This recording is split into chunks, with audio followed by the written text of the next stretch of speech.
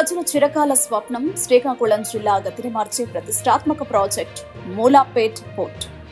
ఈ పోర్టు నిర్మాణం వెనుక ఉన్నది నాటి ముఖ్యమంత్రి వైఎస్ జగన్మోహన్ రెడ్డి దృఢ సంకల్పం అన్నది కాదనలేని సత్యం.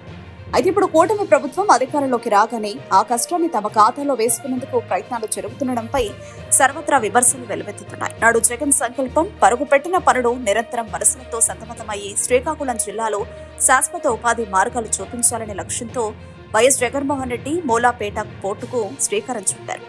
కేవలం కాగితాలకే పరిమితం కాకుండా 2023 ఏప్రిల్ 19న అప్పటి ముఖ్యమంత్రి వైఎస్ జగన్ స్వయంగా మూలాపేటలో పోర్టు పనులకు శంకుస్థాపన చేశారు. సుమారు 4,362 కోట్ల భారీ వ్యయంతో 4 బెర్తుల నిర్మాణం చేపట్టేలా ప్రణాళికలు రచించి పనులు శరవేగంగా జరిగేలా చర్యలు తీసుకున్నారు. దాదాపు 23.5 మిలియన్ టన్నుల కార్గో సామర్థ్యంతో వేలాది మందికి ప్రత్యక్షంగా పరోక్షంగా ఉపాధి కల్పించాలన్నది జగన్ లక్ష్యం.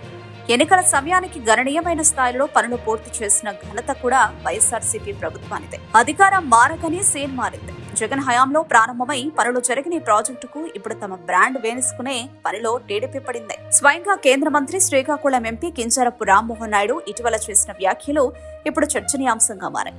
మూలాపేట పోర్టు ఘనతను ఆయన చంద్రబాబు నాయుడు ఖాతాలో వేయడంపై విస్మయం వ్యక్తమవుతోంది.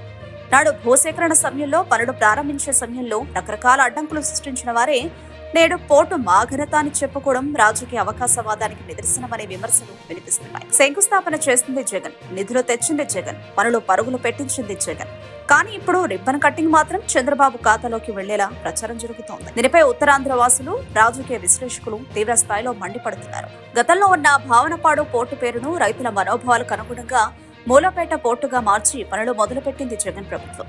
గతంలో కూడా అనేక ప్రాజెక్టుల విషయంలో వైఎస్ జగన్ చేసిన పనులకు చంద్రబాబు స్టిక్కర్లు వేసుకున్నారని అపవాదుంది. ఇప్పుడు మూలాపేట పోర్టు విషయంలోనూ అదే జరుగుతోందని సోషల్ మీడియాలో నెటిజన్లు కామెంట్లు చేస్తున్నారు. సుదీర్ఘమైనటువంటి తీర ప్రాంతం ఉంటే ఎన్నాళ్ళకి కూడా ఒక్క పోర్టు మనం కట్టుకోలేకపోయాం. కానీ ఈ రోజు చంద్రబాబు నాయుడు గారి ఆశీస్సులతో మూలాపేటలో అద్భుతమైనటువంటి పోర్టు ఒకటి పూర్తి చేయబోతున్నాం. ఈ రోజు శంకుస్థాపన చేస్తా ఉన్నా ఈ భావనపాడుకు అతి సమీపంలో ఉన్న ఈ మూలపేట గ్రామం ఇక మూలన ఉన్న ఒక పేట కాదు, ఇది అభివృద్ధికి మూల స్తంభంగా నిలుస్తుంది అని చెప్పి ఈ సందర్భంగా తెలియజేస్తా ఉన్నాను.